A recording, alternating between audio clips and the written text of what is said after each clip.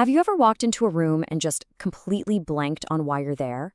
Or maybe you're at the grocery store, staring at a shelf, knowing you need something, but having no clue what it is?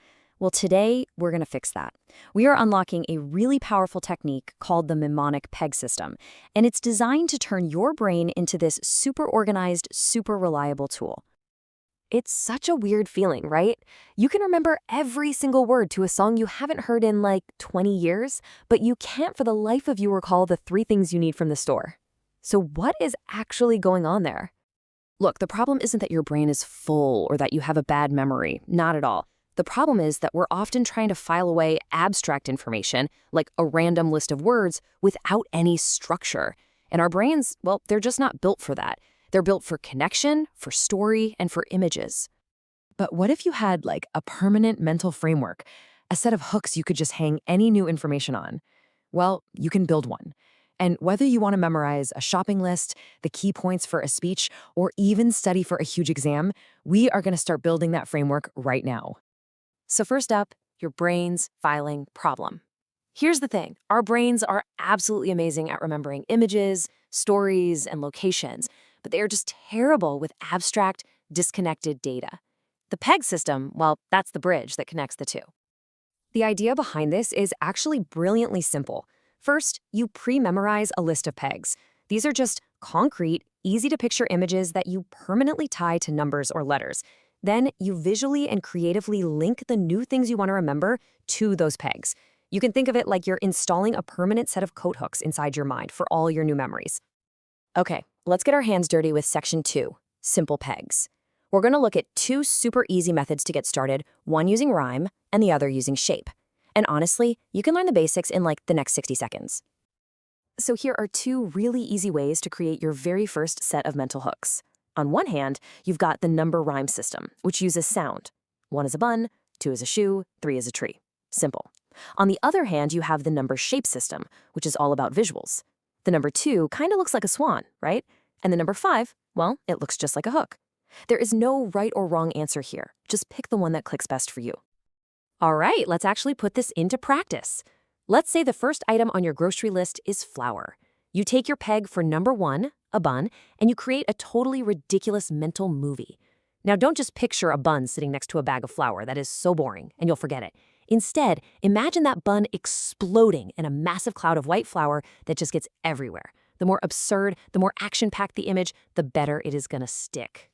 So the number system is awesome, but it's really only good for about 10 items. What if you need more pegs? No problem. You've already got 26 more just waiting for you. And that's what we're talking about in section 3, the scalable alphabet system. You see, the alphabet gives you 26 ready-made hooks, and you can create them however you want. You could go with the first letter method, like A is for alligator.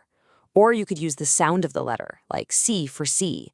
You could even use the shape, O for a donut. It is completely up to you. You're building your own personal system. So let's try the first letter method. If A is your alligator peg, and the first item you need to remember is bread, you just create this really vivid mental movie of a giant alligator just viciously chomping down on a baguette.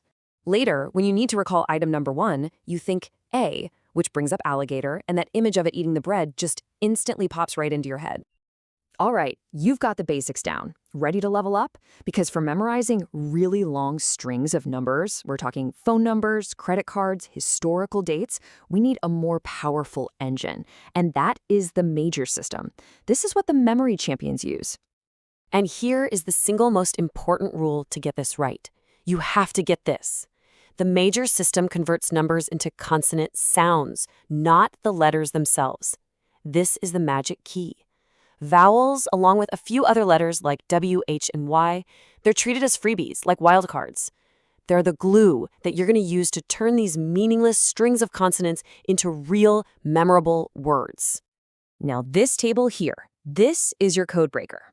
I know it might look a little intimidating at first, but trust me, it is incredibly logical. Just take a look. The number 1 becomes a T or a D sound because the letter T is written with 1 downstroke. The number 2 is the N sound. It has 2 downstrokes. 3 is M, you guessed it, 3 downstrokes. See the pattern? Once you learn these simple rules, you can translate any number into a series of sounds. So let's try it with the first few digits of pi, 3, 1, 4, 1, 5. Using our code, that becomes the consonant sounds M, T, R, T, L. Now we just sprinkle in some of those freebie vowels to make a real word. So what can we make? How about my turtle?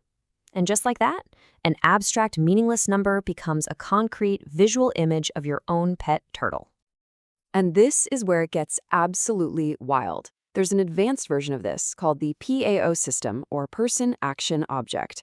It assigns a unique person, a unique action, and a unique object to every single number from 00 to 99.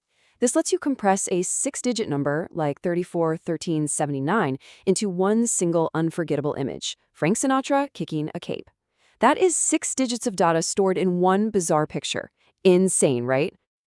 So what is the secret sauce that makes all of these systems work? I mean, from the simple rhymes all the way up to the major system, it really all comes down to one fundamental principle, and that's Section 5, making your memories stick. This is something known as the bizarreness effect. Your brain is literally wired to pay special attention to things that are strange or funny or surprising or even a little bit violent. A normal, boring image is just forgettable, but a weird one? That creates a much stronger, much more durable connection in your brain. So to make your images truly unforgettable, you've got to follow these rules. First, be specific. Don't just picture a shoe. Picture your favorite pair of scuffed up red high tops. Next, engage all of your senses. What does it smell like? What sound is it making? And finally, you have to add action. Make your pegs and your items interact in some dynamic way. You're directing a mini movie in your mind, not just taking a static photograph. So, you now have the mental toolkit that is used by the world's greatest memory athletes. You can start small, with simple rhymes for your grocery list, or you can build up to the major system to memorize complex data for work or school. The filing system is yours to build. The only question left is, what are you going to put in it?